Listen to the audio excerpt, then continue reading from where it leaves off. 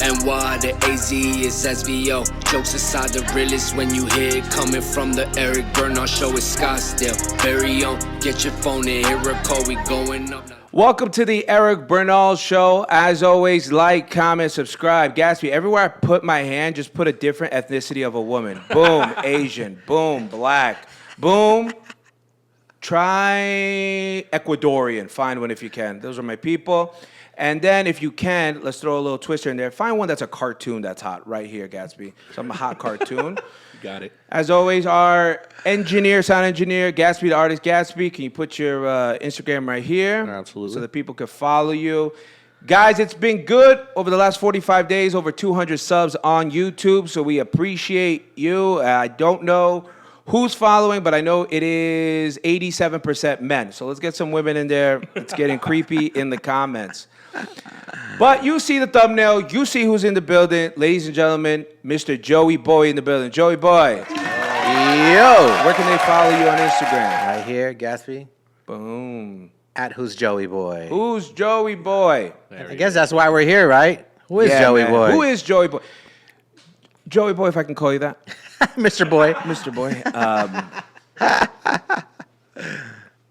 Look, I was told, I think you told me this. Notorious B.I.G. Uh-huh. You got to meet him? Yes, sir. You got to interview him? Yes, sir. How was it interviewing the Notorious B.I.G.? It was dope. It was dope. I didn't know he was going to be Notorious B.I.G. What year is it? Take me there. I literally was in promotions my first year in radio, making $5 an hour. Nice. Making just trying to one day get a shot to being on air. And there was a new record label called Bad Boy out of New York. And they were putting out music. And that's when they had mixtapes. And I got Bad Boy mixtapes. And a couple of my favorite rappers were this one guy named Craig Mack. Remember Craig Mack? Who, Of course, the ugly one. Yes. May you rest in peace. May he rest in peace. He also did something with McDonald's, no? Did he have a commercial about the Big Mac? No, that's a funny story. So it was Craig Mack and Notorious B.I.G., which was Puffy, hashtag no Diddy. No Diddy. That's where his first two artists were, and he did a record release party. And he put their songs, he rented out of McDonald's, and he put them in Big Macs, but he spelled it B-I-G, and then Mac for Craig Mack. You're good. You knew that. You know, I was about 8 years old when that happened, but I'm still honest. My brother's 13 years older than me. So I was, and my sister's 16 years older than me. Got you. So I'm kind of just trapped in their realm. I was listening to what they were listening to. I was listening to it. I became a fan. I was a promotion kid riding around the station vehicle in L.A., and they came to the radio station. They were trying to break. They were huge in New York and the East Coast. They were trying to break in L.A. They come to the biggest hip-hop station in L.A., which was Power 106. And I'm the promotion kid setting up the lighting and the mics for B.I.G. And I don't know that it's B.I.G. I just know he's one of my favorite rappers on the upcome, him and Craig Mack. So they're doing a broadcast on Friday morning with the Baker Boys. And I'm the promo kid. And I brought in my Ready to Die CD. Oh, my God. For him to sign.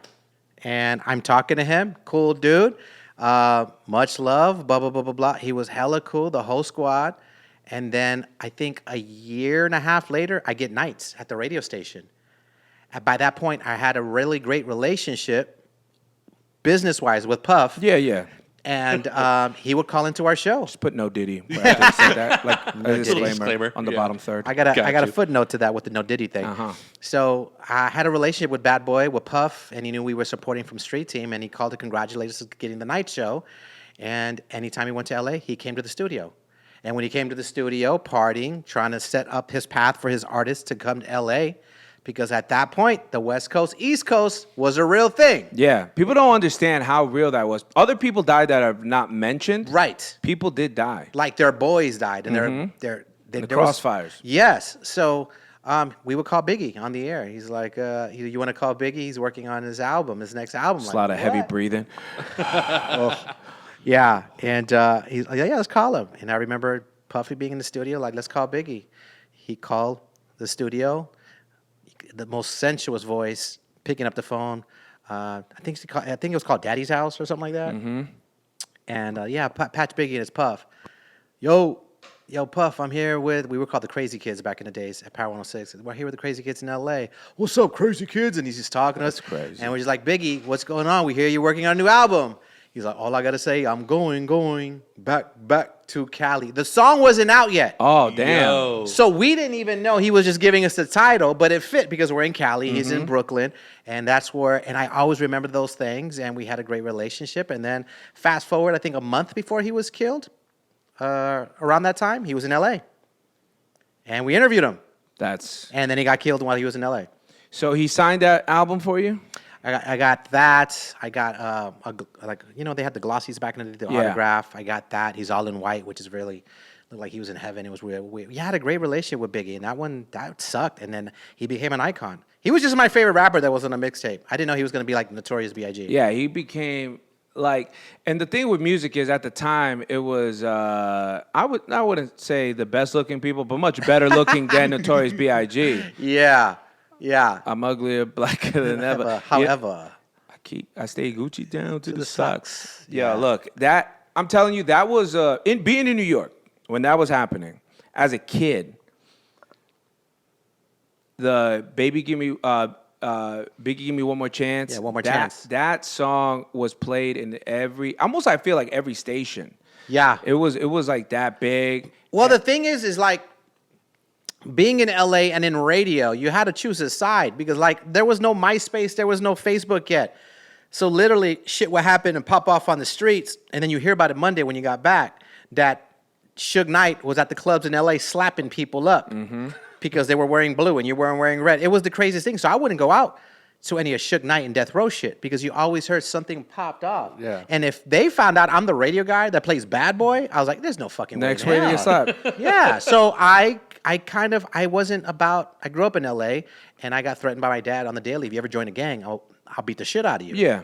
So the Tupac Death Row thing, I love the Snoop Dogg music and some of it was cool, but like hit 'em up and all this shoot, bang, bang and gang shit, I didn't relate. It wasn't me. I like the Bad Boy Biggie shit because he was this ugly dude pulling women. Yeah. And the videos are him champagne and beautiful girls and pools. I'm like, yeah, that's my lifestyle. I want. And how did that feel, man? For what? Having a dad. Very, very well. Oh, yeah. Tell me more about that after the camera's off. That was good. You know what's funny is that, fast forward, Suge Knight being the most, very intimidating guy, and then he gets knocked out by a barber. You know what I mean? Do you remember that video? I don't remember that. Pull that video up and edit it in right now. And that was Suge Knight getting punched in the head. Wait, is this in the early years or later years when he slows down? I want to say this is late 2000s, early 2010s. Okay. So this was later on, but he was still Suge Knight. a force. Yeah. He would show up and he looked like he was about to get baptized with the devil. Yeah. All in red everything. Oh, bro, we were at the radio station. He would show up. Everybody would go out the back door. It was so serious. Wow. The Suge Knight shit was so serious. When he walked in, he would literally just walk into the station. Where's the music director? Why the fuck aren't you playing? He threatened people to play all Death Row artists. Yeah. And he had Snoop, he had Tupac, he had Dog Pound, he had Lady of Rage. He had hits, but there was a few people that, didn't have hits. Yeah, because because in the East Coast, who'd you have at the time? Mobb Deep, Nas, Wu-Tang. Yes. Oh, it was But heavy. I don't think they ever had an issue with Wu-Tang. Death Row? No, it was Bad Boy, Nas. Tupac went at Nas pretty hard. Mobb Deep. Yeah, it was. They were the ones that were making the most noise in New York, anyways. Yeah, those are the ones. Yeah. I mean, they're classic. I mean, to this day, people say, "What you want? You want your producer all up in the videos, dancing." Yeah, come to Death Row. I mean, these are iconic things. And now Snoop Dogg purchased Death Row back. He has that label, and now it's on seltzer drinks. It's a it's a flavor now. Yes, there's Death Row wine. Yeah, I got lost. I ended up in Trader Joe's. I don't know how that happened because I stay at Food City. But anyways. For the people. Yeah, for the people, for my gente. Ended up at Trader Joe's. I saw the Snoop Dogg wine. I'm like, this motherfucker got wine. I like it. He had like a rosé. Yeah, it was a Cabernet. Cabernet. I'm like, this is fucking crazy. Insane. It's really good, actually, though. That's what I heard. I don't- I posted it on my Instagram, and everyone was like, "Yo, it's really good." Though I didn't get it. I know there was like a collectible bottle though that you could buy. That was definitely. I was very close to getting it. Oh, how you a crip? Nah, I was just very close to getting it because I like whatever. Snoop, when he came on, I'll tell you why I liked him a lot. He was slower. And I could hear what he was saying. Right. And it was cool. To me, it was just sounding cool. Well, he was the epitome of L.A. Like he was laid back. He was just he was a pothead. And while East Coast was very aggressive, Mobb Deep and Wu-Tang. Crazy. Came out like a year or two before Snoop, and came back. He came out and he just laid back, and he was just all West Coast, and still to this day he has cereal out. He has wine. I mean, he was facing a murder charge and then had a cooking show with Martha Stewart. Yeah. And one of those people were locked up, and it wasn't Snoop. Yeah, Martha Stewart was for insider trading. She like dumped a stock. Yeah. And next day they found out. But I think they were just trying to make an example of her because other people do it. My background was in finance, and people get tipped off. Right. All the time. Right. This is what can you prove? Yes, she got caught. Yeah, she got caught. And honestly, if we look it up, I want to say it wasn't even like a big amount of money. I mean, it was substantial, but in the grand scheme of things, right. It wasn't Bernie Madoff. It right. wasn't Bernie Madoff was a whole other thing where he was selling people dreams. Yeah. He wasn't even doing anything. But there are artists you've met that are no longer with us. Right. Who is an artist that you met that's no longer with us that still like sticks out to you a lot? Oh man, I met a lot of artists that aren't with us. Aaliyah. Let's see. There was Biggie. There was I'm trying to think who else has passed. Craig Mack. I was a favorite rapper. Let's go with Aaliyah. So you met her, or it was a quick kind of. She came to the radio station. I think she just signed autographs. And it was in like an interview. I think I was still in promotions. I had a huge crush on her. Oh, who didn't, man? Huge crush on her. Beautiful smile. Gatsby, post a picture of Aaliyah's smile. Baby girl. Baby girl. Baby girl, go ahead, Gatsby. Yeah, I remember there was the big rumor that she was cross-sided because she always wore her hair across. Yeah. But that was just her You know look. what's so funny? I always attribute... So Aaliyah, famous... I don't know if people ever picked up on this. Me, I'm a different guy. I have two little Ladies sisters. and gentlemen, here comes the conspiracy theory. No, a little bit. But I think Aaliyah invented the poof hairdo here. She did it like in 1999. And I remember when Jersey Shore came out in 07, 08. And that became a real big thing. Right. And I was like, Aaliyah did that. Double check me on that. Just Aaliyah hairstyle. I don't know how you would even find that. But she had this little poof. You know how they had it like that? Yeah. She is the original Snooki is what you're saying? She was, but she made it way high. And I remember telling people like, oh, you should do that. Yeah. I was a kid. I was like, oh, you should do that. It looks cool because Aaliyah had it. I was on AOL in a group chat when I found out Aaliyah passed away. We're all in the group chat, and then people were like, put on MTV. Because remember MTV like had news and stuff? Yeah, when they had music, Shout videos. out to Kurt Loder. Yeah, Kurt Loder. Oh, wow. That's a throwback. Yeah. My memory is dumb. Yeah. I remember things I shouldn't remember, and the things I should remember, I don't know. Like I still like would mess up certain like nephews' birthdays and nieces. But you knew Kurt Loder. Kurt Loder, man, he was very journalistic, if anything. Very. Out You of know all of them. something breaking news and his face popped up? Someone died. Someone died.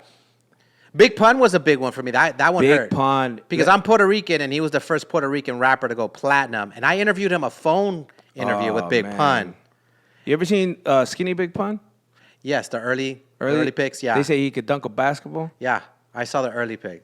Good looking dude. Very. Yeah. He didn't look like Big Pun because Well, Big Pun was like 600 pounds or The something. thing is, like, he went through this whole thing. Imagine he had an eating problem, right? He had addictive personality, and from a story I heard, I think it was on some type of VH1, whatever. When people be like, "Yo, you need to relax," he'd be like, "Well, then you don't need to get paid. So, bring me my food." Oh. So imagine the guy's feeding your kids. Now you got to feed him. Yeah. They kind of enabled him. Right. To the point where he couldn't really get up. He would rap on his It was side. bad. Yeah. And then when he tried to lose weight, remember, I just lost 100 pounds. I'm trying to survive. Yeah. Wanna fuck my wife. Take my- It is so hard. So Pun to me is one of my favorites. I connect with that because Terror Squad was huge in New Yes. York. Tony Sunshine. Yeah. Cuban Link. Yeah. Cuban Link, crazy dude. You ever hear the story about Big Pun and DJ who kid? Did someone get pistol whipped or something? Something like that. So there was a diss track that Jay-Z had put out, and it mentioned pun. And Wu Kid had it, and he started selling it, right? He was making money. And I guess he had some type of affiliation, whatever, with Terror Squad or maybe a friend of a friend, doesn't matter. He gets a call, and he goes, hey, you want to DJ for $1,000? And he goes, yeah, man, shit, go, yeah, I'm down. He's like, all right, we'll pick you up here, whatever. And I guess he was with his boys, and they said, follow us. Uh-huh. And it was like, in I would say these apartments in New York, there's like what is that called? A cul-de-sac. Cul-de-sac. So you go one way in, one way out. Yeah. As soon as he went in, they blocked both entrances out. They said, get out. They opened the van. And he was like, get in the van. He's like, no, I'm not going to get in the van. He goes, I blinked my eyes and I was in the van. And it was a bunch of Puerto Rican dudes with guns, and pun just came out of like a little bit of a light. And he said, hey, man, you're making me look stupid in front of the Lion Kings. And I can't have you do that. So I need you to stop with the record, and then we'll be good. And he goes, so no $1,000. So he kicked him out the van, and he said, all right, I'll never do that again. People don't understand, like, some of these rap crews, they were like, Yeah. they were affiliated with other gangs. Yes. And their out was through music and all Yes. this other stuff. But Big Pun was huge in New York. Yes. Physically and Yes. he was very connected to the streets. Very. And a lot of people were invested into Very. someone making it out of the street. That's He was right. nice. Fat Joe, all them. But Pun was, to this day, there's a Terror Squad album. I think it's probably one of the only real ones. I forget what it's called, but they're all like, I think on a grave, and they're standing outside. I know exactly which one you're talking it's about. in red, I think. Yeah. Yo, one of the best albums. One of my favorite lines. I don't even know who says it. He goes, he says, "You keep calling me I'm handsome. It's hard to keep my pants on." Yeah. It was very. See, another thing that people don't know, how much Latin culture was involved in the beginning of hip hop. Yes. KRS-One is not doing these things where he teaches people. Mm-hmm. People don't understand the B-boys were Puerto Rican and other Central American, but mostly Puerto Rican. It's really what was there that cultivated it. So it was the drums. It was KRS-One even says it because he was there when it started. It was the people that were there, obviously, Jamaican, that reggae thing, and then it was Latin culture with other type of sounds and bumps and even harmonies and things like that. So that's another thing. When I'm in New York, the differences between that and here, Black and Spanish people, it's like we're one and the same there. Yeah. Here a little different. Yeah. Yeah, back east is very. I was born in Philly, so most of my family are in Philly, Jersey, and New York, and it's very different attitude, different philosophies in life. It's very aggressive, and I love how they call Philly the city of brotherly love. There's nothing fucking brotherly when you go There's to Philly. a mass exodus out of Philly right now. That's why I fell to number 6 in the largest cities in the country. Arizona, number 5. Yeah. Dude, there's a street there. I don't know what it's called. Maybe you know. Where it's just a bunch of people that look like they died. Kensington. Gatsby, if you could look up in Philly. Yeah. Yes. These people are just so much on drugs. It's sad. It's like to see. zombies just walking And they're just around. like, some of them are just like. One of my cousins still. a cop, and he patrolled Kensington. Oh, man. And he says, like, cousin, it is so bad out here with this fentanyl and all this shit. And he was telling me, it's like, and then he would show me videos. And then he's like, it's like zombies walking around in daylight. It's not even at night anymore. It's just like people walk around, they're zombies, they're slumped over in a weird position. Yeah, it's crazy. It's a bad epidemic in Philly. My sister was a nurse, and she's like, it's bad. Tough. It's tough. Bad. Let's take a break from the Joey Boy episode. Hope you guys are enjoying that. Brought to you by our sponsor, Call Christina. Look, has a dog ever bit you and you want money and the people own the home? Well, let's sue them. It's the American way. Are you currently just not in love with the person that you thought you loved and they have money?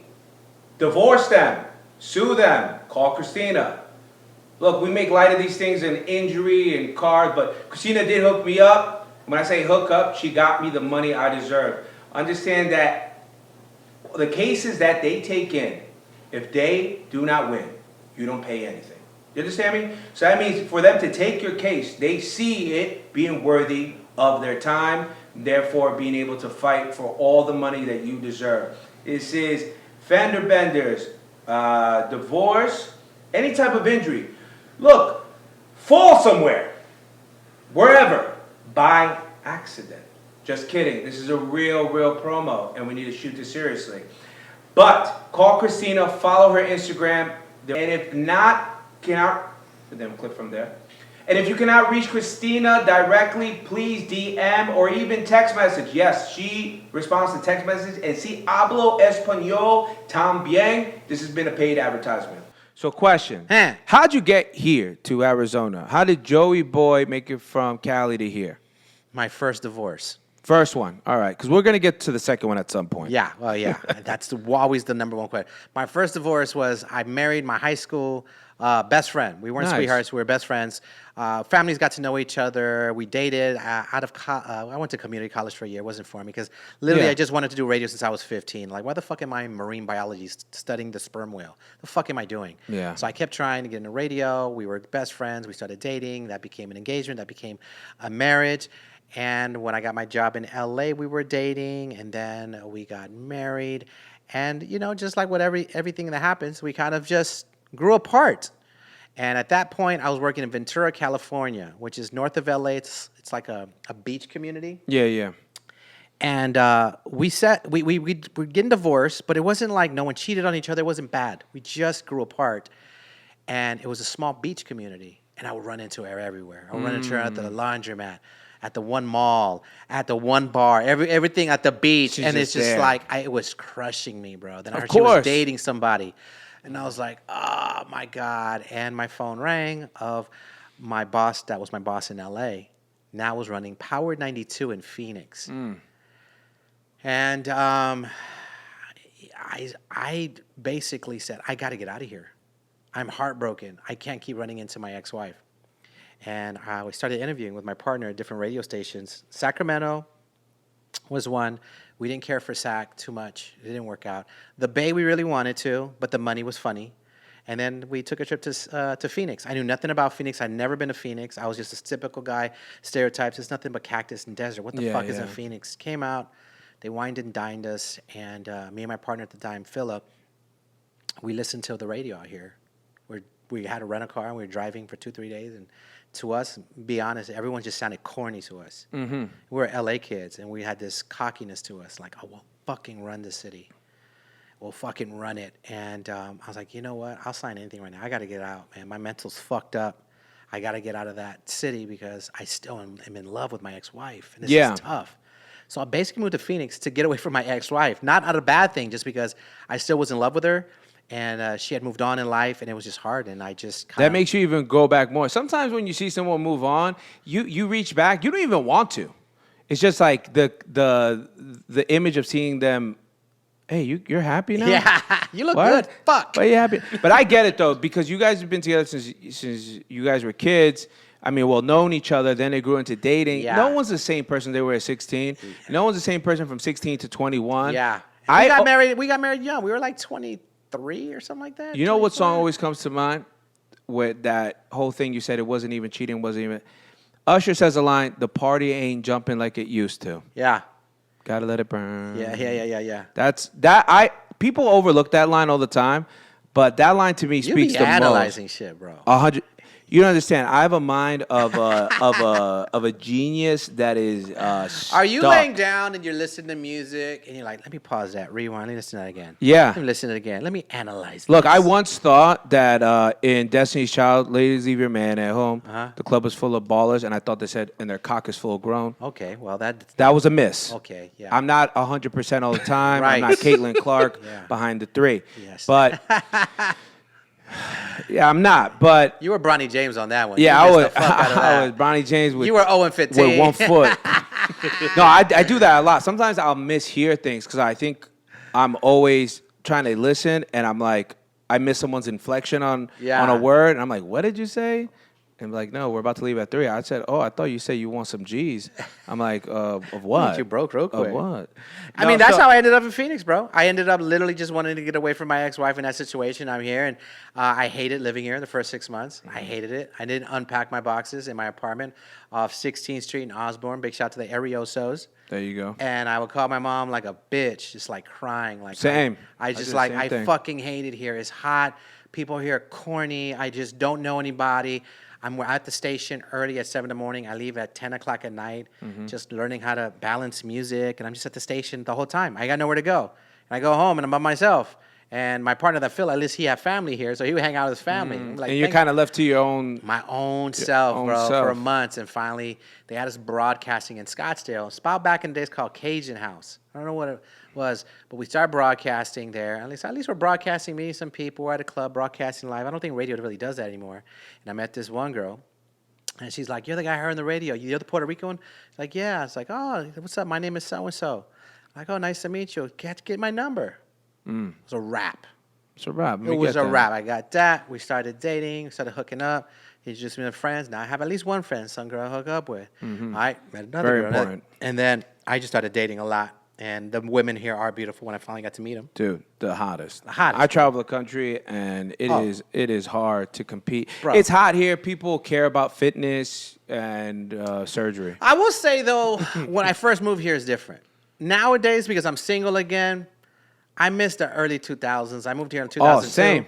It's not Phoenix and Scottsdale anymore. It's a transplant city. So Yeah. you meet somebody that's from somewhere else. You're not even from fucking here. No. I like the early 2000s Phoenician Scottsdale girls that I used to meet. They were the best, bro. They're probably grandmas now. So, question, something that's been heavy on my mind. What do you think is more popular in Arizona, cocaine or Rafi? I believe it's Rafi, maybe off Saddleback in Scottsdale, cocaine, but for Maricopa County, Rafi, yeah. Dude is everywhere. Everywhere. It's my guy. Dude is everywhere. I remember they played a song at the club one time, and people were like Yeah. going for it for a little It's- bit. it's It's fucking getting more crazy. play than some rappers here, you know? Like Yes. Rafi, and like now you kind of see other businesses kind of going that route. Oh, totally. I'm going to just say they're totally stealing what he did. You know, I wrote that jingle? Did you? Yeah. For Rafi? The original jingle, here's the story. I'm in the studio doing afternoons at Live 101.5 8 years ago, 7 years, I don't even know what it was. Jeff Salvano, sales guy, great sales guy, says, "Hey, do you want to do an endorsement for an attorney, an accident attorney?" I do endorsements all the time. Yeah. For many things, clubs usually, you know, whatever.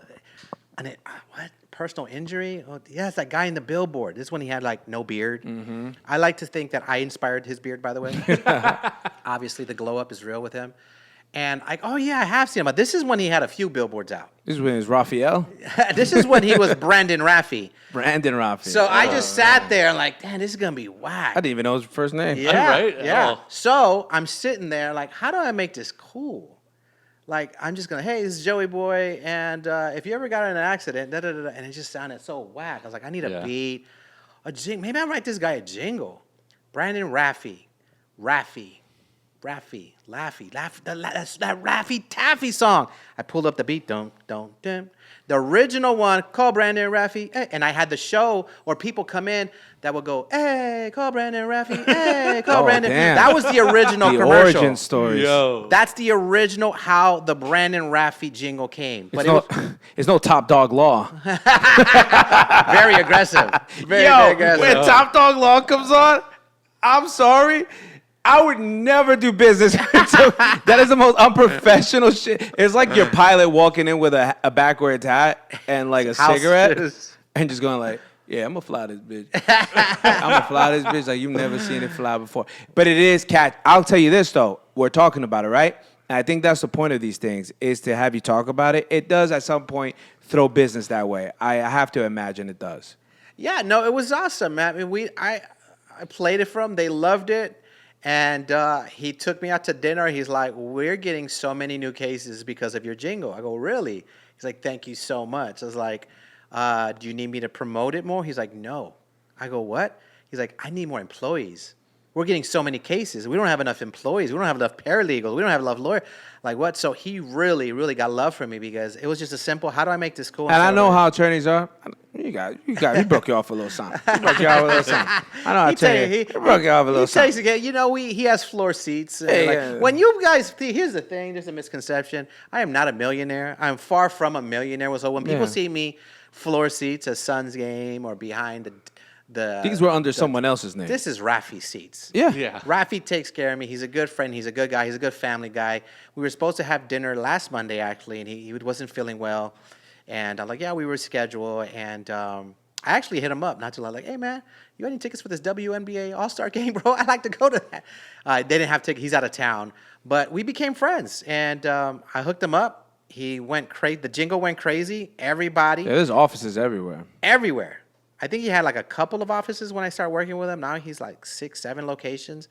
So I wrote the jingle. Then I think I had a meeting and they wanted a rap, and then to remix it because they wanted to rebrand him just Rafi, like just one name, like like Sting, Smart. Madonna. Like Smart. I got it. So they wanted a rapper to do a jingle. So they took my idea and they put the homie Dan G. He's the one to do this, call Rafi. So they took out Brandon because he didn't want to be called Brandon. They just wanted to be called Rafi. And I thought it was genius. Just big R-A-F-I. Rafi everywhere. Makes it easy. And then I told him, like, hey, man, the socials you got, you need to work on those, man. Socials where it at. I said, you got to get, my producer at the time was EC Rock. Have you met EC Rock? No. Good friend of mine. You need to have him do videos and pictures for you. Bro, goddamn, bro. All that shit up, all that 3D Rafi and all that's my guy, EC Rock, and he hired him full time. Now they have a team of like 4 or 5 under EC. So Rafi is just. I'm surprised he doesn't have like a reality TV show. Maybe they're filming it, man. But Rafi is everywhere. You know, when you tap in Arizona, you see Rafi. So it's dope. It's a dope relationship me and him have. What happened in Chicago? Chicago was fuckery. Chicago was.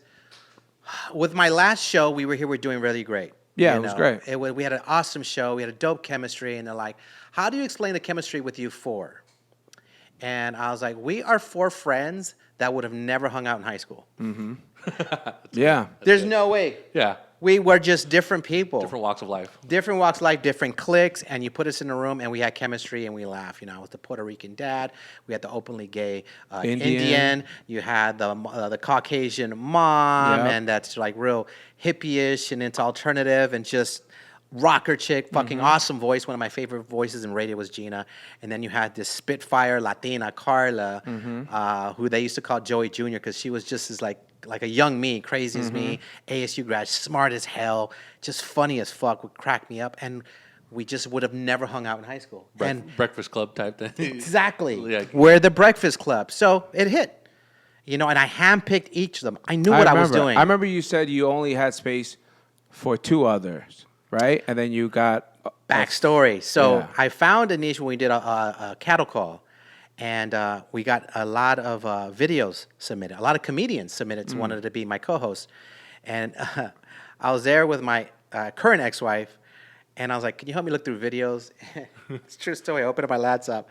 And I was like, she's like, all right. I was like, just let me know. We'll go through like 25 of these, and then we'll get back to our Netflix.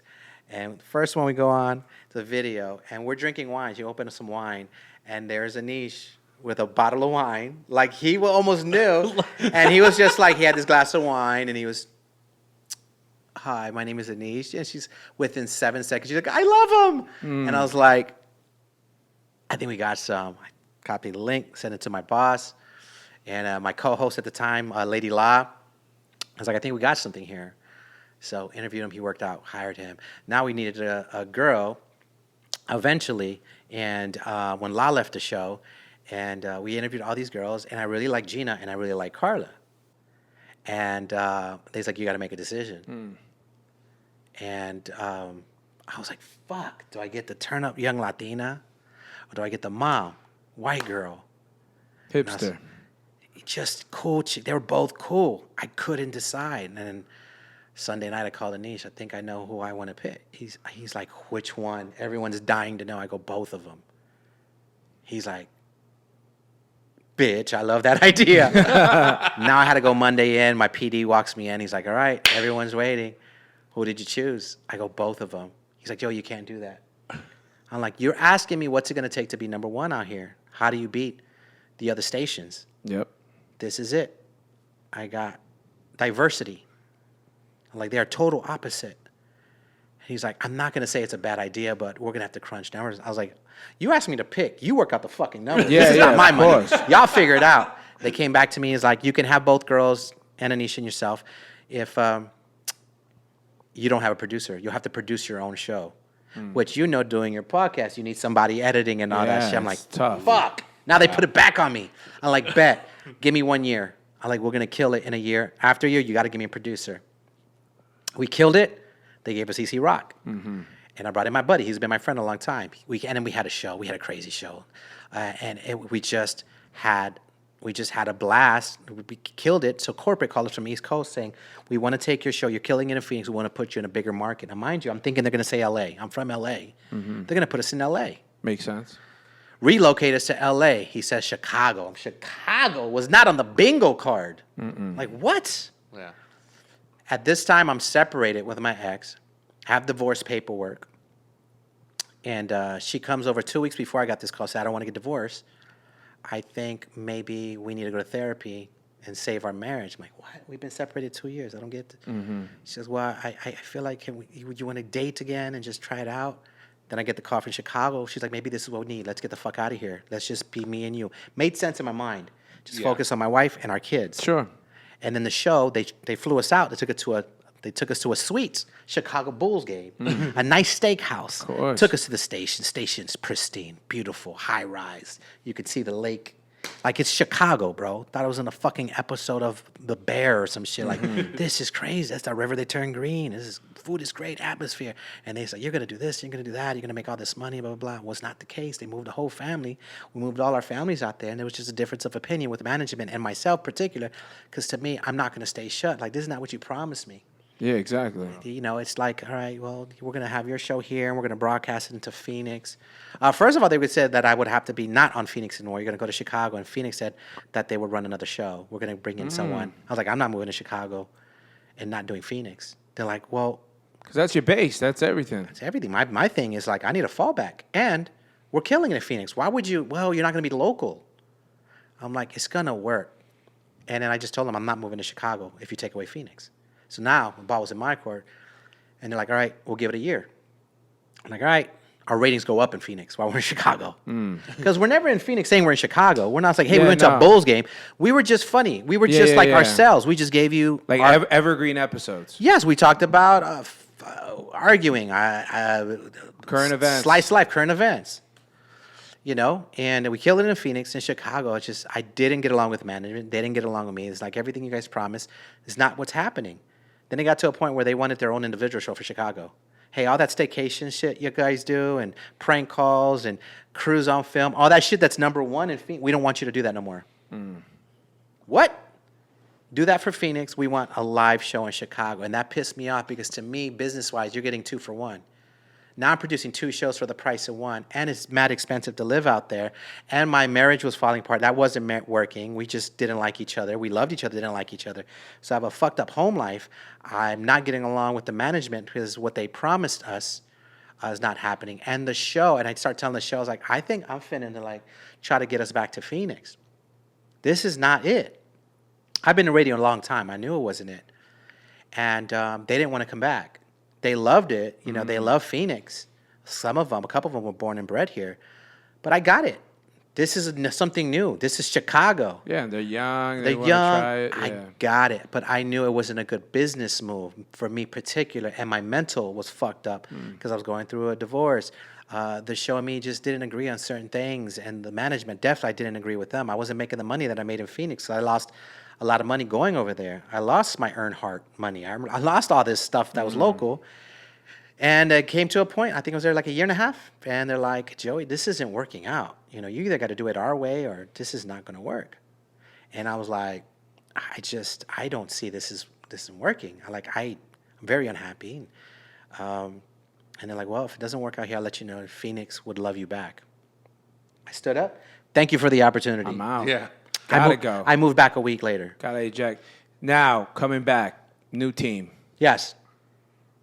Well, to tell you the truth, when that happened, when I got up and left, I wanted to come back to Phoenix, and I didn't even know if I was going to do radio. That's how bad my mental was.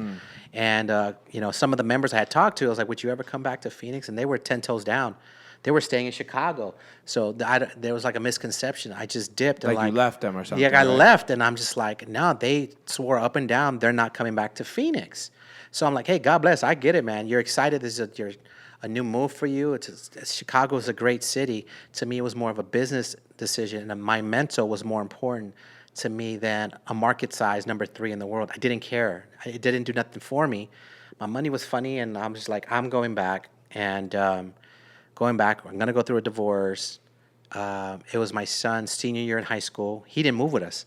My son moved in with his big sister. Playing football, right? Yes, playing football. Saguaro. They were like state champions. So kind of missed a whole year then. He was my best friend. So there was so much to it. It was nothing to just do with radio. My mental was fucked up. My marriage. I missed my son. The show wanted to move on and do different things in different city, and I wished him well. And I said, hey, God bless. Good luck, whatever you guys do. And then I came back to Phoenix. And then the show, my boss here in Phoenix says, we're not letting you go. And I was like, well, I don't know what shift I can do. I don't have a show, bro. It's just me. He's like, well, let's create a new show. I'm like, oh, my God, I don't want to do this shit again. Start all over. And literally, I was on Instagram looking for a show, bro. Crazy. Then, and literally, I found a show within a week or two, which is unheard of, bro. It's unheard of to find a whole morning show and how our chemistry just clicked and how this is. How'd you find your team? I literally sat there in my bed in Chicago like, fuck, they're not going to let me. They want to keep me doing mornings. And then when the Morning Mess brand is so huge, and when the numbers were huge, so of course they got dollars connected to us. So I'm going through, and I was like, let me go through, see who's available in Phoenix. And I ran into our friend, Vanessa Ramirez. Oh, yeah. Vanessa Ramirez, a staple in Phoenix. I've always been a fan of Vanessa. She's a sweetheart. And in one picture, I was like, who's this girl next to her? Vanessa was hosting a D-backs game. And Vanessa got 8 jobs, so I know she wasn't available for radio. Mm-hmm. Thanks for hitting me up. Yeah. And I saw this girl that looked very much like Vanessa. I was like, who's this girl? Sienna. And I just clicked on it, and I saw it, and I saw her, how she reacted, and I went through, I just started stalking her Instagram, like, oh, she a West Side girl? She's married. She's, I like something about her. I sent the link to my boss, like, yo, I want to bring in this girl. What's she about? He called me right away. He's laughing. He's like, you know who that is? I go, who? I was like, she interned for the station. Oh, shit. Like 6 years ago. Wow. I'm like, what? Full circle. Or 3 years ago. I don't even know. I'm like, well, damn, that's not good because I don't remember her. She did not. She was not memorable. And he goes, you know who else that is? I go, who? He goes, it's Chris Villa's cousin. Oh, shit. Number 1 DJ in Phoenix, friend of ours. Yeah. I go, Sienna Villa, Chris Villa. I'm like, I go, call her in. Met her, and I'm an energy person. I'm a vibe person. I met her. There was something. I was like, it was like almost like when I met one of my first partners, Lady La, when I met La at a club, and she was interested in radio. I had that synergy with Sienna, and then we talked a little bit. I'm like, okay, we're gonna let you know. I call him like, yeah, I'm a recorder with some breaks. I'm like, hey, we're gonna do this. You're gonna do a gossip report, and blah, blah. And I called him like 2 days later. I was like, yeah, I'm going to use her. Mm-hmm. He's like, we're flying in people from Seattle, and we have all these interviews set up. Like, well, send them home. I don't want to do that. He's like, we already paid for their coming. So I had to spend like 3-4 days interviewing other girls when I knew it was Sienna. Knowing that it was already. I already picked. So it was that quick, bro. It was lightning in a bottle. And then JD was my intern 15 years ago. Jeez. At Power. And he had just started working in the building. He had his own morning show at Big 94.5 3 months before. So it was my boss's idea. It's like, why don't we reunite and put JD on the show? I'm like, what? I go, my young little white boy. Mm-hmm. I go, he just started his own morning show. He's like, yeah, but I think, what do you think? I'm like, yo. Be better. That would be sick. Hell yeah. I get my boy JD, this girl Sienna. I was like, oh, I'll fucking kill it. Because I'm that confident about myself and what I found out of myself. I love teaching radio. Yeah. I love in this third, fourth quarter of my radio career, I love teaching radio. And I was like, oh, I'll make this girl Sienna a superstar. And JD's just going to balance me because JD is generally just a funny fucking white boy. Mm-hmm. He's just crazy. He's funny. He's confident. And I was like, I don't have to be the funny guy all the time. Yeah, you can lean on someone else. And if you listen to the show, Live 101.5 Morning Mess, 5:30 to 10 a.m., you will hear me laughing a lot because JD's, Yeah, I listen. I mean, you know what's so funny? I'm up early. I listen. Why are you up early? I'm up early. Just. I'm a sober man now. I'm 9 months sober, almost 10 months sober. No, you're not. Yeah. Yeah. I haven't drank. Haven't done cocaine. What? You haven't drank? No anal. Nothing. What? You haven't taken no alcohol in the ass? October 2nd, 2023. Is he fucking with me? No, No. swear. And since then, guy. it's been the shit. No, that's why I know that JD was had some girl in Boston that he should have had no fucking business doing. He sounded very stupid talking to his girl. Oh, that And then Brazilian girl? spending so much money on a Christmas gift. What's the average price of a Christmas gift? Oh, you do I listen. retain a lot of Yeah, stuff. yeah. And I just go like, man, that's dumb. And then like when like Sienna, I guess, was living at home, and no, there's nothing wrong if your parents want to do everything for him. Like, you're fucking stupid. Absolutely, that's wrong. I would never do that for my kid. And I'm just having these arguments within my own self. And it's funny because I remember. Look, you want to go back? What conversation I remember when Carla spoke to you and said maybe we should be getting paid the same because of gender equality, and I was like, that has nothing to do with anything. He has more years in the business. This Yeah. is something I internalize. Retain, I'll right. listen to someone in a restaurant trying to make a point or something. I'm like, oh, they're right, or I'll be like, oh, they're dead wrong, and let me tell you why. Bullet point, bullet point, bullet point, bullet point. Because my job in comedy is to kind of make an idea that maybe you don't agree with at face value, and at the end going, shit. I he has love a that. point. So, let's do some radio with you right now. Let's do it. 2 different topics this week. One, I tapped in with my cousin back east. He's back east. He has a baby mama. They got this NCAA Xbox game coming out. I think. Yeah. Football, They're- college football. They're remaking it. They haven't Yeah, made yeah, it so- in yeah. like years. Yeah, that way you can draft a guy and bring it to the Yeah, it's like NFL. that. My 9-year-old wants it. So his 12-year-old son wants it. He has a baby mama. He has a 12-year-old son. He's just getting by, and so is she. They're in the hard times, and they're just getting by. He's there as a dad. He gets his son 3 days a week. So he gives baby mama $100. This is for him when that NCAA. I couldn't take him to the shore this year for the summer, but he's such a great kid. Make Yeah. sure you get him this when it comes out. She has 2 other kids from another baby daddy who's a deadbeat. She takes that $100 and she buys backpacks and back to school items for all 3 kids. He's pissed. So I'm talking to him, and he's pissed. he's pissed. So is the mom wrong? Absolutely, 100%. 100%. 100%, because look, what you did with another man Right. and his children is not my responsibility. Right. My responsibility is that one child. Now, why you can't spread whatever it is that you have going on, it's not on me. I wanted to get my son this, and you have diverted and used my funds that I work hard for to take care of some other man's children. Right. Not that I don't love them children, not that I don't Yes. think they're great for my kid, that they're their brother, they're their sister. I love them absolutely 100%. But my money's for my kid. Yes. It's the same thing when somebody goes, I'm gonna take my son. Same thing. Like, I'm gonna take my son to Disney World. Well, the other 2 can't. I don't know what to tell you. Yeah. I think 10 years ago, and I'm always 10 toes down for good dads. I don't want to talk about bad dads. I'm not a bad dad. I told him to try to calm him down. He was so mad. I go, listen, man, you're in a good space with your baby mom, and you're both kind of struggling. I get why you're mad, but understand this. This is not your issue with those 2 kids, but those 2 kids don't even have a dad. So Yeah. you just got all 3 kids, backpacks, back to school shit, and your baby mama, no matter what you said, she gave you that one blessing. She's struggling. So Sure. feel good about that. I understand why you're mad, but don't call her pissed off and No. threatening to go to the judge, and this is what I gave her, and I'm like, bro, you're doing too much. I No, was no, like, maybe not go to those extremes. Yeah. But That's what he wanted to do. I would take it Not a as good look. I would take it as a lesson learned. Yes.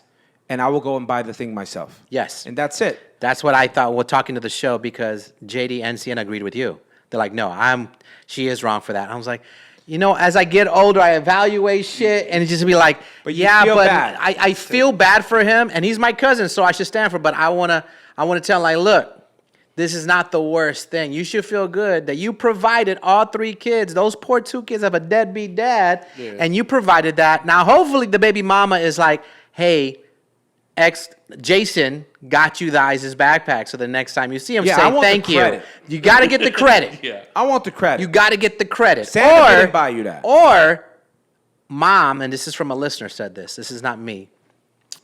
A listener said that she should have called him like, hey, I'm on hard times. Yeah. This $100, Correct. I have to buy these backpacks. Please understand if you can help me and the 3 kids right now. I would appreciate it. I'll let them know this is from you. 100. Look, there is Communication. But here's the thing: to deceive and say yes, I'm gonna go buy him the game. Facts. And go psych. Right. And go a different route. First of all, it says a lot about her. I understand. Yes. Everyone has problems and issues, but if we're gonna go ahead and demonize every man for not being communicating well, Right. by being deceiving, we can't do the same thing right back. Yeah. And then expect it to be all good, because a lot of girls, for the most part, get the like you feel bad for them, Yes. right? You feel bad for them. What I've learned in life is when you don't allow someone to fall on their face, they'll never learn. If Yes. someone's always there to bail them out, they'll always be like, well, it's going to be okay because it always works out one way Yeah. or another. There is power in falling.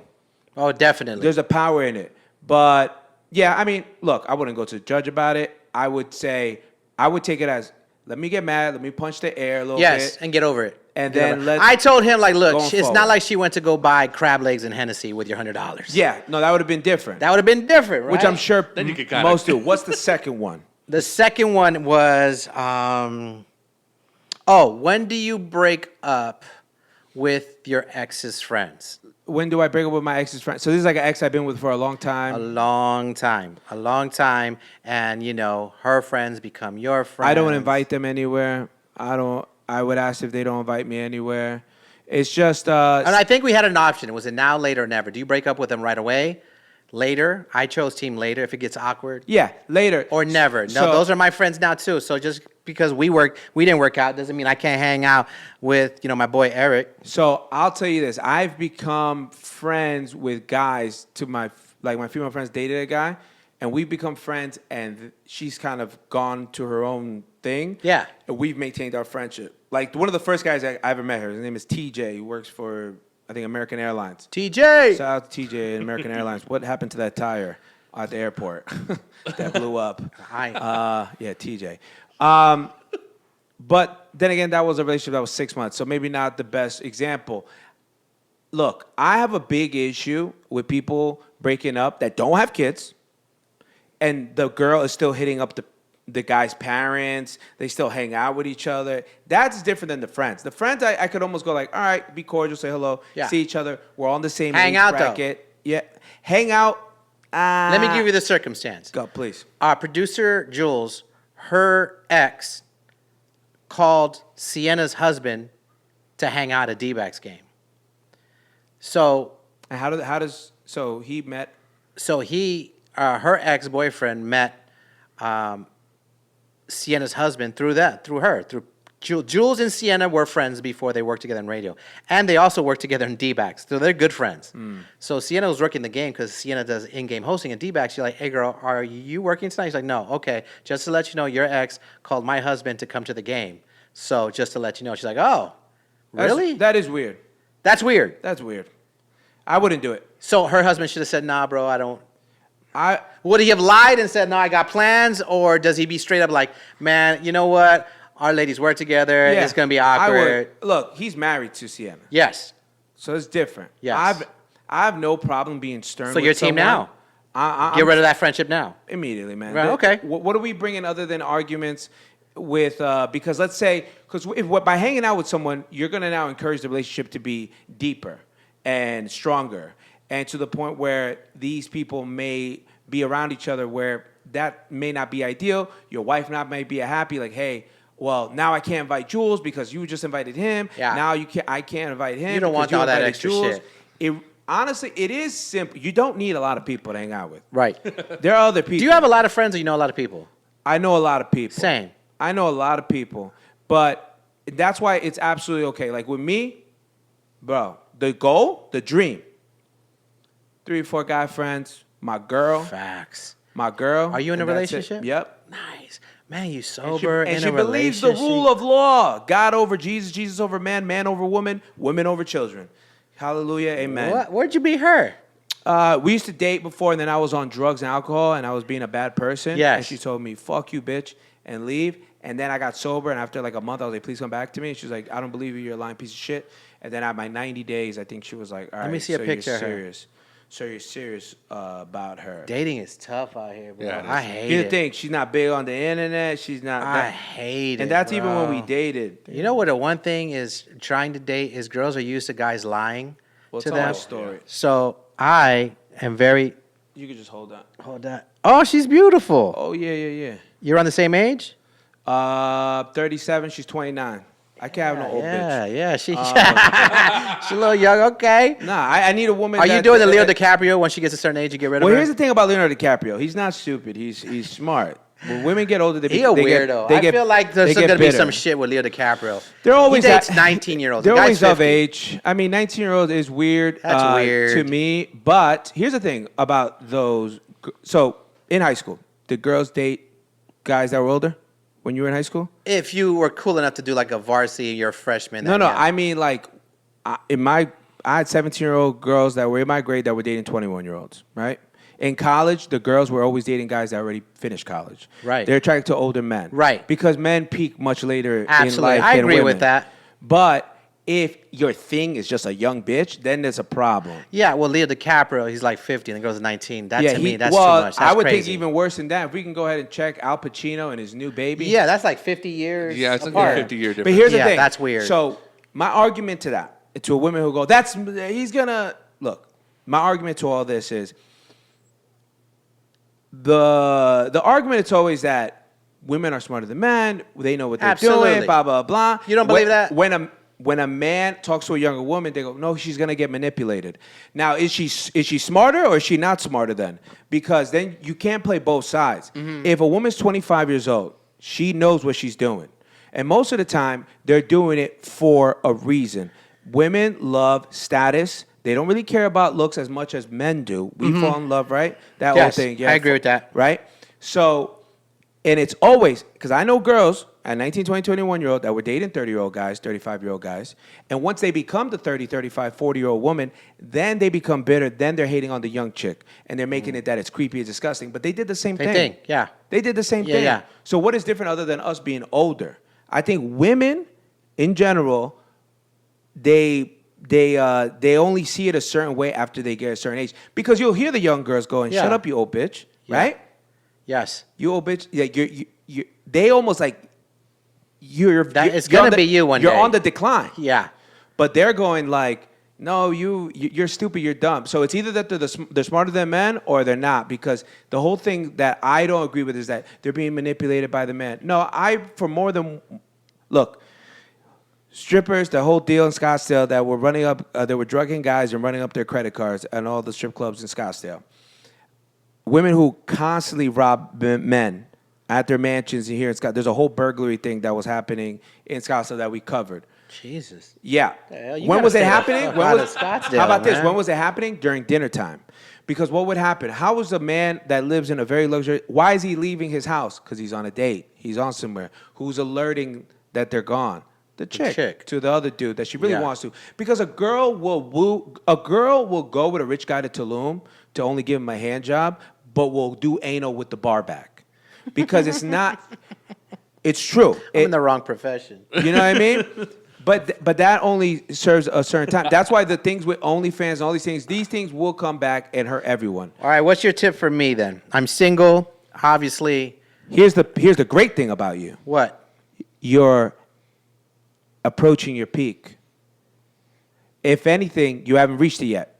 Because most men reach top financial status in early 50s. That's what they do. Mm-hmm. Some are lucky in the early 40s. Obviously, Mark Zuckerberg changed the whole average age of billionaires when he made it at 26.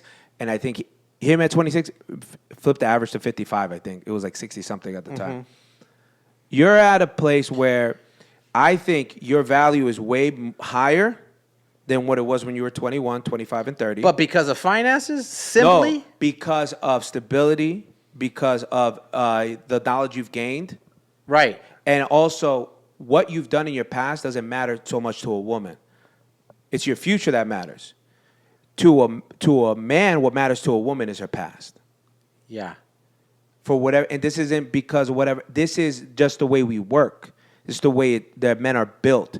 That's why when a woman cheats on a man, it hurts way more than any time that a man could ever cheat on a woman. Because it's just more forgivable where the other one is more sacred. And it's because it becomes part of your past. Where like how many women will turn the blind eye to cheating as long as things are being taken care of. They'll be almost okay with it. Not saying that's the goal and that's what you should do. Man, you know how many first dates I've been on, bro? I've been on so many first dates, so I'm just like, I must be doing something wrong. How are you meeting these people? Usually usually Instagram. Instagram. Because I don't really host club. It has to be a nice bag So for me to why- host a club. So why don't you go to like a mixer, like an entrepreneur mixer? Those are good. Entrepreneur mixer? Yep, Arizona entrepreneurs. Maybe put their Instagram right here, Eric. Boom. Eric Gatsby.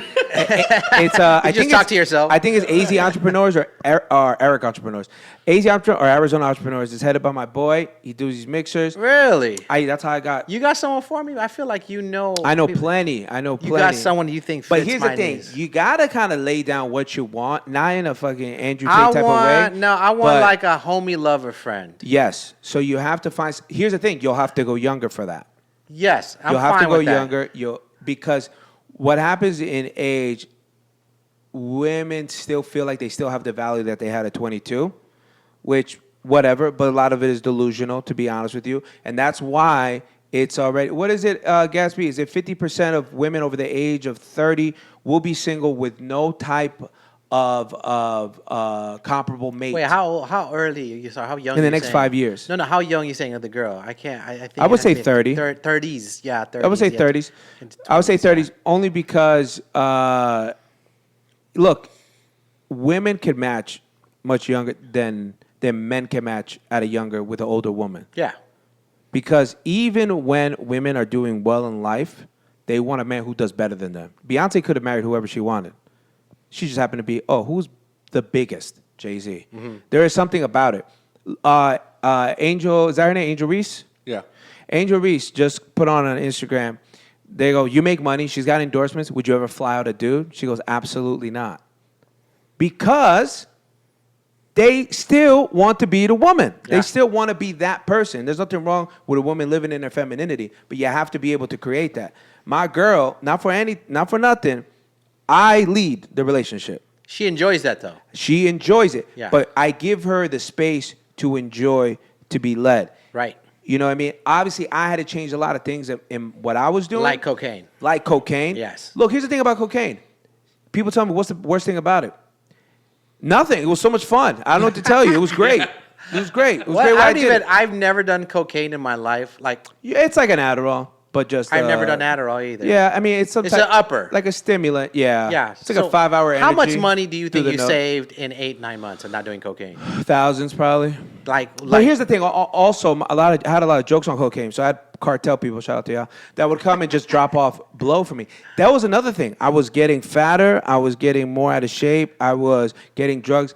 But it didn't stop my inability of getting women. Because whatever happened, and that I have a joke about, like, why didn't these women shame me into better shape? Because women, although, all right, your weight is something, it's the status. What party can you get me to? Right. Oh, what yeah. doors can you open? Oh, I definitely. Do you know what I mean? Oh, yes. So it's the mixture of if you're being used or not. But I think the most important part is calling out front, like, hey, man, this is kind of what I'm looking for. You know, one thing that women always ask for is someone who's assertive, knows what they want. This is what I want. We can hang out a few times. If at some point this is not working for you, you just let me know. Yes. I just had that conversation with a girl. Like, we had a great first date. It was awesome. She has a lot of things going on in her life, but I haven't heard from her for a while. And I'm like, hey, man, I'm a big boy. I'm all good. If this isn't, you're not feeling me, you're not 100%. attracted. Yeah. Like, I'm good. We could be good. You're a beautiful person. You're an awesome, but you don't have time for me. You're not feeling me. Just let me know. We good. And she goes, no, that's not it. I'm just busy in life. I'm like, okay, cool. But I feel like women are used to being lied to. And I'm not a slime ball, so I tell them the truth, and they don't know how to take that when So- I'm brutally honest. Should I lie to them? Or People, a little bit. A little bit. People make time for what they want. And that's regardless. I agree with that. People make time for everything that they want. Yes. It has to be important. You got to make me feel important. Exactly. A woman will adjust her schedule according to priority. Right. Because I've ran tests in my life, Gatsby. Like STD test? What kind of test? Those two. Okay. Negative. Thank you. It's like, honestly, me getting a negative test is like someone shooting a machine gun at me and every bullet missed. But the test I ran is, you could tell a lot by saying, do you want to hang out? And then they go, but where do you want to go? Because I hate it when where I'm taking you determines whether you want to see me, whether you want to be with me. Oh, yeah. Then I'm all good. That's why I think lunch is the best first date. Is it? That's interesting. I think dinner's too serious. Okay. Dinner's I usually do serious. dinners. Dinner's so but lunch is playful. You could also spend a good amount of money at lunch and it still be ballerish and whatever you want it to be. Yes. But it's more it's more relaxed. Well, here's what I had the conversation with the show, and they're like, "Well, maybe you're doing the wrong tactic." Like I know restaurant owners and managers of restaurants. I can get in any restaurant. I was like, but maybe make it fun or an experience. Like I had a great first date. This girl, we went to a D-backs game. Yeah. And man, it was so much She fun. showed up. She showed up. And it was a blast, and we had a good time. So I think I'm on that. I've pretty much stopped dating. I was like, but I think I'm going the route of more of experiences instead of just let's it is go to because Maple. what dinner it feels like an interview. It's so serious. Yeah. Everyone's on no one's really themselves during it. Lunch, what I like about lunch, cut it short, or you can, hey, let's go to Topgolf after this. Yeah. We're feeling it. It's good. Or it's like, this was great. Yeah. We can gauge it. Because otherwise, you're just going to be feeding women all across Arizona. Do you believe this shit where they're like, stop looking and you'll find them? In a sense, I say when you stop making it so hardcore part of what you're trying to do daily or what you're trying to do every weekend, you release this energy to you. Yeah. Gatsby, when you diss a bitch, is that when she wants you the most? Oh, all the time. It's when you're not even paying too much attention. Am I correct? Correct. All these girls must be wanting me right now because Yeah. I'm not paying attention to nobody at this So, point. but it's also just setting the precedent like, hey, never, but being real about everything that you're saying, right? Like, hey, this is all chill. If you want to maintain friendship, we're cool with that. Yeah. I'm cool with that. And that could be all it could be. But in the efforts of finding love, you find the risk of getting it wrong 100 times to get it right once. Yeah. But that's what makes it worth it. I'm about 89. All right, we're almost there. We're almost there. Only 10 more to go. So good segue. What happened? Why'd you get divorced? We tried so. I mean, me and I absolutely love her. We were off and on for 20 years, bro. 20 years with this woman. She gave me 3 beautiful children. My life is my children. I'm the best version of me when I'm dad. And we've tried everything. Chicago was the last straw. Chicago, she's like, I don't want to get divorced, and we got there 3-4 months in, and I realized like we still don't like each other. Yeah. Love each other. We're just in 2 different places in our life where she, God bless her, she still liked to go out and she wants to go to the fancy restaurants and do all this shit. Like, I just want to fall back with the kids and just want to do this. And just, we started doing therapy and learning each other's love language, which I'm a big advocate of going to therapy. And if you're in a relationship, go to couples therapy. And I never knew there was 5 love languages. And I found out mine was a sense of touch. Like, I want to have sex all the time. I want to be hugged. I want to be kissed. I want to be cuddled. That's not normal. You want to know what? It's innate in you. You're predetermined to want to do that. And then, so I'll give you an example. I once went out, I had a birthday, right? A birthday dinner. And the girl I was seeing brought me out to dinner. And it was nice. It was great. And by the time we got home, it was a night. It was tiresome. But I'm trying to give some ass, okay? Yeah. And she was like, no. And to me, that, like, she was like, but I just took you out to dinner. I just did all the thing. I said, no, you're loving me the way you want to be loved. Where with me, call it stupid, call it whatever, but I don't call what your thing stupid. Yeah. I don't call what you want. You got to dumb. love each other the way that other person wants to be Yeah. loved. And my way of love is a sense of touch and hugs and holding hands and stuff. And she's not like that. She was raised that way. She's not a touchy-feely person. So it wasn't me, but I just didn't feel like you don't want to be with me. I think I'm just your baby daddy and we're roommates at this point. And it just stood away from there. And it wasn't like nothing big happened. It's just we just didn't get along and we saw life differently. And like I needed someone to love on me. Do you think she was influenced from the outside, just societal? You say going out, going to dinner. I think she just Not saying from people, just from society. Maybe. I mean, she was an influencer on socials, and she had to be at these spots to have brunches and all that shit. I didn't give a fuck about that. I mean, I am an influencer on social networking, but it doesn't determine who I am. If I don't feel like fucking doing anything, I'm not going to do it. And I pick and choose what I want to do. And she was just a different place. Like, she was in Chicago. She was like the show. She loves Chicago, and oh my God, there's so many bars and restaurants and cute little spots to go. And look at these flowers blooming in spring, and we had seasons. Yeah. It's a beautiful fucking city, and she was so negative enthralled. 30. Yeah, that's another thing. I couldn't do the winters. I was like, yeah, fuck this. This is cool. I'd rather deal with heat. We just grew apart, man. Love each other, and it took a while when we got back. Didn't talk to each other. We had a very, very bad relationship on communication. I didn't want nothing to do with her. I was so disappointed in, like, you didn't fight for, like, because initially she just didn't know if she was in love with me anymore. Yeah. And when we had that conversation and she said that, I was like, well, then I can't be with you, because if you don't know if you're in love with me, then that is problematic, and I can't do anything about that. So went on with the paperwork, and the beginning was very, very hard because I was so hurt. I was like, you gave up. You gave up on me. You gave up on us. You gave up on the family. And now we're cool. Now co-parenting is great. I check up on her. She has her bad days, and we've become somewhat friends again. And Yeah, I she's want the gonna best for regret her. it. Yeah. She's gonna regret it. I could just. You've been tell. talking to her friends. I still have that playful relationship. I'm like, you ain't never gonna fucking meet a man. I just fuck with her. And she knows it too. She knows it too. yeah. She knows it too. And I'll tell you, look, I'm just shooting from the hip here. No. Look, and I don't know how old she is. She has 3 kids with you, all that.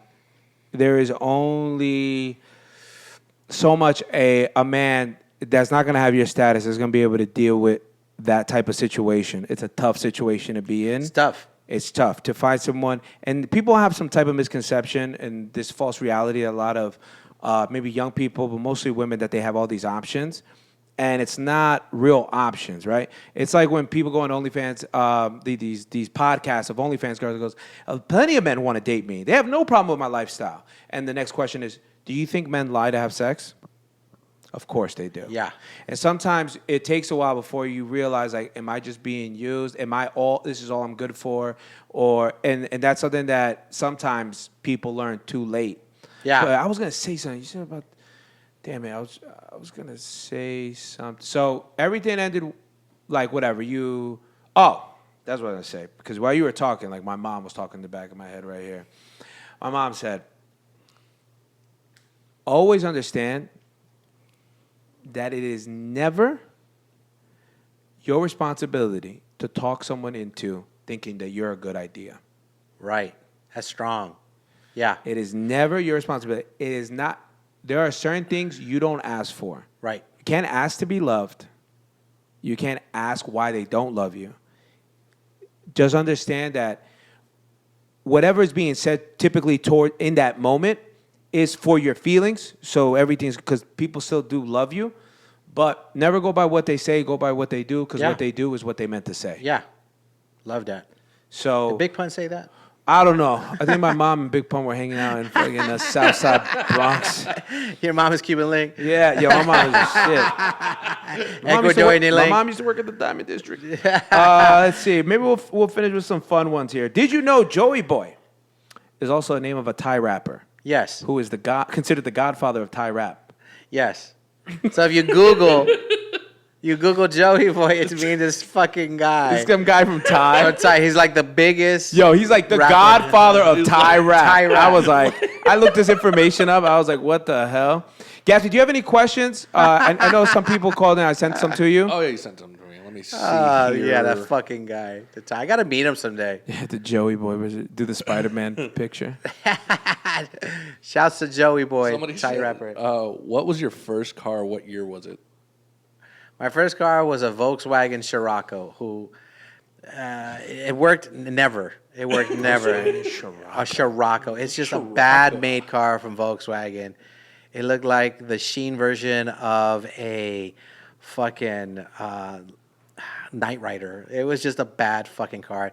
I learned a lot about cars because mine never worked. So I was always with my neighbor Kenny. Big shout out to Kenny Ortiz, who would show me, oh yeah, this is what's wrong. Yeah. I don't remember the year. It was like maybe mid or late 80s fucking used car. Yeah, it was my first fucking car. Yo, it's funny because I just had this conversation with Tino Cucino, and I was telling him, he goes, why are you always posting crazy shit on our posts? I go, I don't think you know this, but when I love you, I'll post nonsense on your posts, so it gets people to talk on it. Like, what the hell? Like, I went on his post. It had nothing to do with it. I go, whatever, dude. I think 9/11's a conspiracy.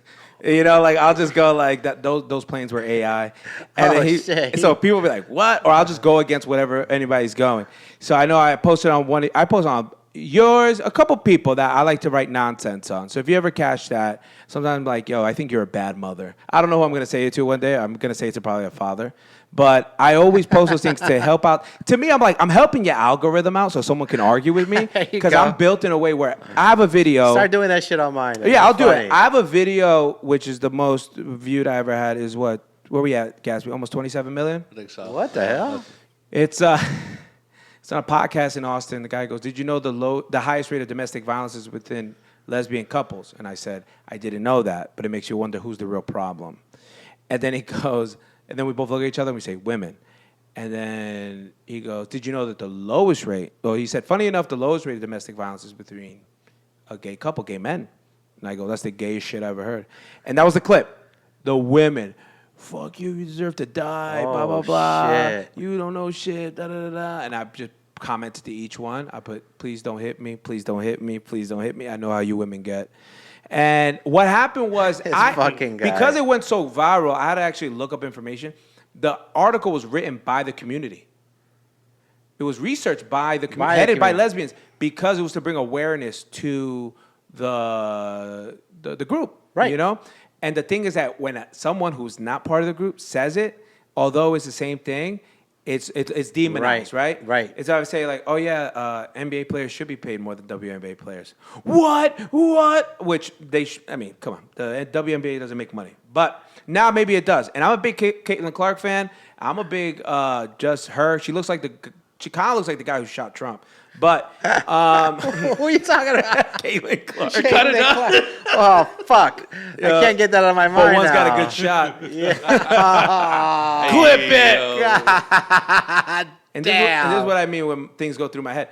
But no. And what's funny is that sometimes, look, I love people and I love everything, but I hate when people stand in their own ways. And what's like another clip that I had that I said, there's nothing more threatening to women than other threatened women. It's not men. It's never men, really. Right. Look what happened. The WNBA for years, it hasn't been profitable since it came out. The NBA has to give them money so they can make money. Otherwise, they have nothing. Here comes, they're going, I'm oppressed. Here comes their savior, Caitlin Clark. Yes. And they oppress her. Yeah. Making it racial. Making it racial, making it about being straight. Guess what? Most people in the United States are white and straight. This is not but also entertaining. Serena Williams, she's one of the top paid tennis players of all time. Not because she's a woman, it's because men watch tennis. I don't watch tennis, but it is a very watched. And also, just because you're a professional doesn't mean you deserve to be paid a lot. I think we looked up the top bowler in the world, $60,000, $50K. Yeah, it was like a regular. Yeah, is anyone going to bat for them? Just because you're a pro at something doesn't mean you deserve all the money. It has to be profitable. It has to make money. Just because, guess what? If we were going to if we can go to music, I don't think it's right Taylor Swift making all the money. Really? You think she's overpaid? No, but that's like me making the argument that it's biased, that it's because women make the most money in OnlyFans. Women make the most money in pop music right now, currently. There's no argument. You want to know why? Because their talent is measurable by the money it brings in. Just because you're a girl or a guy doesn't mean that you should be making this much money. Where do you bring? Caitlin Clark has sold more jerseys than the entire Cowboys team, and the Cowboys. What's the Cowboys? Well, he's the Cowboys. Cowboys, but the Cowboys had the number 1 and number 5 selling jersey last year, and she sold it out more than I believe that in a day. But that's what I mean. Basically, Caitlin Clark shot Donald Trump. You had me for 2 seconds, like. Put a disclaimer when I say that on him, Gatsby. Just Yeah, saying that got it. he does not agree with the thoughts. Yeah, put that things I'm right saying. here, Gatsby. Yeah, we had to do that for Tino Cucino when I was talking about what's that baseball player Trevor Bauer? Yeah. he got accused for like beating his girl, but it was all she does this to a lot of players, and then she threatened him like if like I'll get an abortion if you give me what? It was like $800. No. No, it was no million. It was $1 million. No, it was like 2.5 million. Damn. I'll get an abortion if you give me 2.5 million. And then in the clip I put, I thought those were way cheaper. And Tino was just like, what the fuck? I was like, I forgot you guys have careers. Yeah, so we these do. are all me. These are all my ideas. Come after He me. looked like the Krusty Krab dude. He was like looking around Yeah, like, yo. what the fuck? Hey, being a comedian is hard. You know, going back to Rafi, they had hit me up. I was in Chicago a year and a half ago, and he asked me to host his birthday bash. He was doing a roast. Nice. And he said, do you want to host it? And I was like, yeah, what's going on? I was like, no, we'll fly you up, put you in a hotel, give you a talent fee, and this is my birthday That party. means you got a roast too. I didn't know that, bro. Oh man. And they all roast you. Yeah, I didn't really get roasted so much. Oh. But It's the days, right? It's the I don't know what the fuck. I thought I was literally introducing the acts and Oh, just coming baby. in. I was not knowing. And then he has, you know who his headliner is? Ross. Oh. Oh, King Jeff of- Ross. Jeff Ross. The ultimate The roast ultimate- master? The Yes. greatest roaster of all time. The like Tell me he set you on flames. no listen. I was really nervous. I agreed to this, right? And I'm just thinking in my mind, Jeff Ross is the roast master. Yep. He's really going to take the lead and roast, and it's going to be, I'm just like, welcome everybody. Well, happy birthday. Maybe sing happy, but bring up fucking Rafi. Say, I didn't know I was roasting as well. So, you know, I'm there, and then I get a call a week before, like, hey, we're going over the whole itinerary when you get here. We're going to go through a run-through. But we want you to work on some material before acts. And blah, blah, blah. They have 2 other roasters and then Jeff Ross. Like, what do you mean? Like, yeah, like 5 to 8 minutes of roasting, you know. And I'm like, wait, what do you mean? I'm not. Yeah. That's a lot, right? And I'm lot. like, I'm literally looking at my phone, like, okay, that's one. I was like, oh my god. And I call her back. I was like, so it's imperative that I do. I've never done this. I'm not a comedian. They're like, you're funny. We listen to your show. You're hilarious. I'm like, not the this same is thing. this is different. not the This is same different. So I'm literally writing down a routine a week before in my apartment in Chicago, and I've never been so nervous. I've interviewed Biggie. I've interviewed Jay-Z, J-Lo, Eminem. I've interviewed everybody under the sun. I've never been more nervous than to go up on a stage. I think he invited like 300 people. It was at it's at a downtown. What's the comedy spot in downtown? Oh, Stand Up Live? Stand Up Live. He rented that all out. Oh, that seats 550. Yeah. So it's probably like 400 people in there. And venue. I'm just like going through my routine. Like in my mind, I got to remember this. Like, what the fuck? And I'm writing this, and so I write my jokes. I just write them like, all right, well, I'm backstage. And Ross is back there, and the 2 other comedians. And I'm like, he's like, you're okay, kid? I'm like, I've never done this. He's like, you've never done it? He's like, no. I was like, I do radio. He's like, you're fine. And the monitor's right there, so we're watching. Yeah, you and can see people. And then it's this showtime. I come out, welcome, you know, from Live 101.5. You know, Joey boy. I come out, and I like my heart is up my ass. I'm like, oh fuck. And I was like going up the stairs, going under. I hear Jeff say, "Good luck, kid." And like, fuck, we got the roast master. Curtain. Yes, Lights. it's like fucking Bronny in his first day in LeBron. get him. Like, go get him, son. And I'm, what's going on, everyone? And you can't really see anybody. So No. he's giving me tips like focus on a couple people. Look at Rafi and make sure you roast Rafi. This is what he wanted. We're here to roast him. Damn it, where was I? Oh God, I don't know, but it was nerve-wracking. It's the most nerve-wracking I've ever been. I was like, yeah, give it up for Rafi, you know, blah blah blah. That's literally every time I get on stage. Yeah, like give it up Rafi. Like he's married to his beautiful wife, who's an attorney as well. Paige, a beautiful Paige, who really wears the pants in the family. I'm like, what the fuck? You're a lawyer. You're a lawyer. Like, what happens if you guys did divorce? Do you like fucking crawl Lerner and Rowe? You know? And then I got the first laugh. I'm like, good. okay. Yeah, there you go. Jitters are starting to I'm like, get yeah. out. I'm just like, all right. Getting a laugh is as good as almost like scoring with a hot chick. yes. It is such a good and feeling. the first one. Boom. You're like, ooh. Because if I'm talking to professional here, you got to get the first joke, the laugh, the first joke. Yeah, otherwise it's a kind of It's an uphill battle. Uphill. So I know, I was like, I got to come up with it here. So I got some, ooh. So I'm like, I got him. There you go. I was like, what happens in the settlement? Do you get Indian school? Do you get Bethany home? Like, what happens? And they're, That's good. And That's I'm good. like, okay, I'm working the crowd. And like, big shout to all, the other influencers. You heard, the jingle that I came up with. Big shout to Denji. Big out to Suzette from Kiss is in the house. She's also a spot. Big Luciano's also. Luciano out here, man. You see that my boy putting in work. He got that spot called Loaded Wiener. Has anyone got a Loaded Wiener? And was like, no. He's like, yeah, he has a spot. He's using his Raffi money. He opened up a hot dog spot called Loaded Wiener. I was like, I'm thinking of taking his lead too.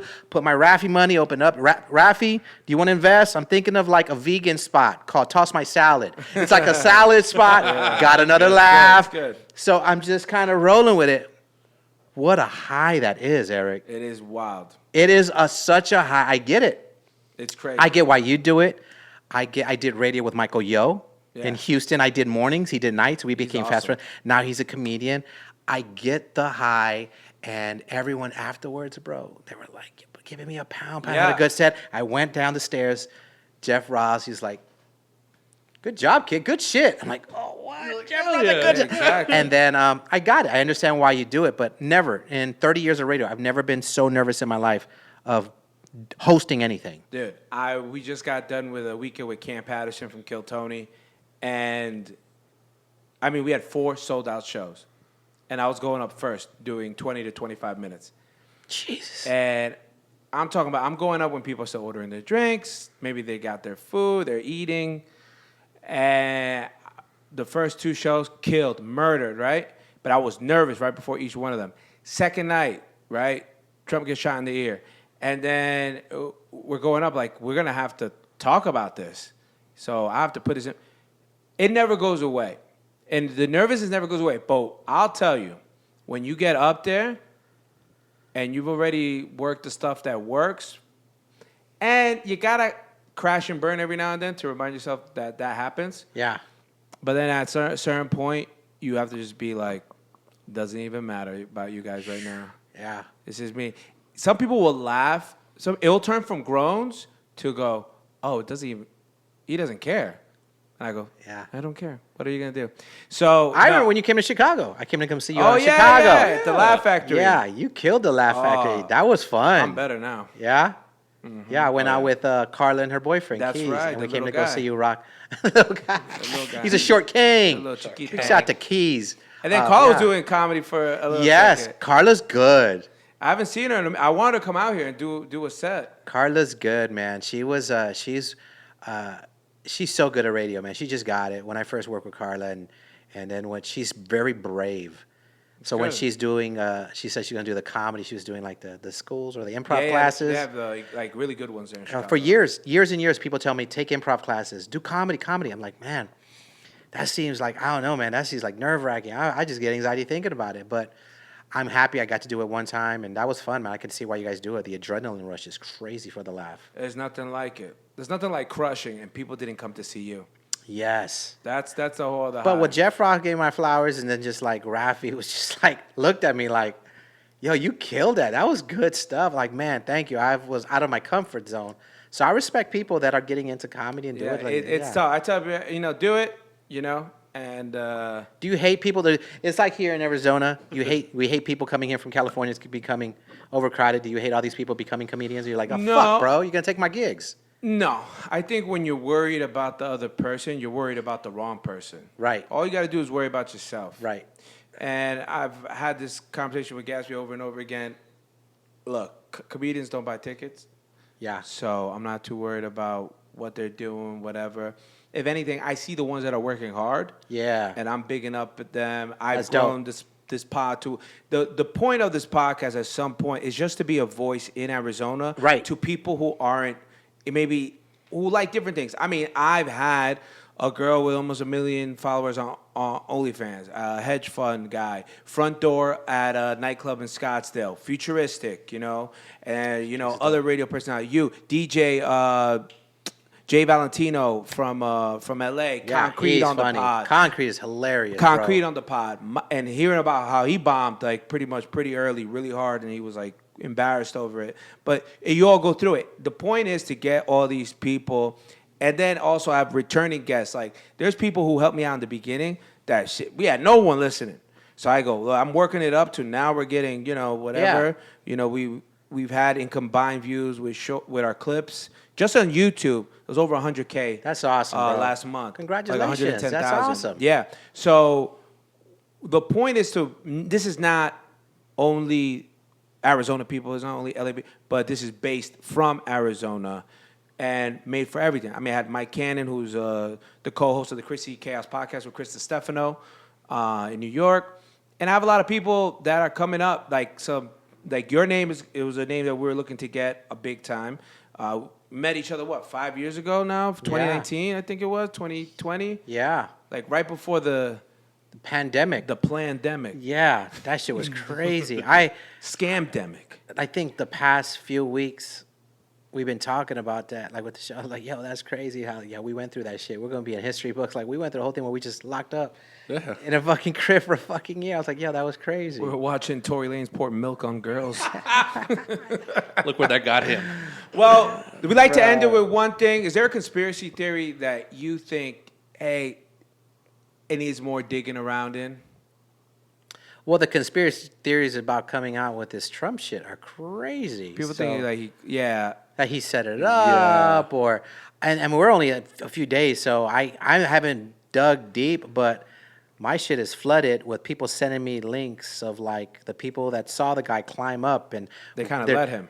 Yeah, it's almost like, wait, who put the ladder there? Did you see a guy walking with a ladder, put it up, and no one stopped him? Was the ladder put up there? Why didn't? So that's all very interesting. I feel like we're living in our modern day JFK situation, the grassy knoll, so I find that very interesting. Is it just poor judgment? Well, he wasn't losing that was another thing that I think another comedian, he did a set that night and he posted the next day. He goes, people were saying conspiracy that he set it up. He goes, I don't know if you noticed, but he wasn't losing prior. Now, I was listening to some. Shout out to Tim Dillon. Tim Dillon had Alex Jones. I saw that podcast. Emergency podcast. Oh my God, that guy's out there, bro. He's crazy. Yeah, but he's the one that broke in the whole thing about Bohemian Grove, where the presidents were going, and it was like a burning of an owl. Bohemian Grove. You ever heard of that? No, I never Look heard into of it. It gets too big. But Alex Jones was the first one to do that. Alex Jones also said in August or July of 2001 that they'll fly planes into the buildings. That was calculated. That happened. The thing is, when you get a lot of things right, but you get one or two things majorly wrong, that's what they'll look at. The whole Sandy Hook thing that he said, that's out of pocket, crazy, yeah. And he's apologized for it. Now he owes $950 million. That's why he apologized for it. Yeah, $950 million. But the things that he was, the frogs turning gay, whatever. But now they've researched how reptiles, they can change due to the water, and it's changing it, and there's no reason to have. Yeah, there was a scientific basis. So here's the thing: when you're and that's why QAnon was very successful. QAnon was a bunch of psychotic people that thought JFK Jr. was going to come back and be Trump's vice president. Yeah. Meanwhile, the guy died a long time ago. Yeah. Disappeared in a plane accident. But there's nuggets of truth in what they believe in. So when there's nuggets of truth, they feel like they can believe the whole thing. The opposite for Alex Jones is there's nuggets of lies in there. So it kind of it throws the whole negative bash on everything else. I don't fuck with that dude. That dude is out there to me. So, but it's not that I'm a best friend with him, but I did see it, and he did say 3 months ago that they'll try to kill Trump. He's also that's like an obvious comment. Like, the shit that he says, someone said. But he said that the next thing is that if the court filings don't exist, here's the thing.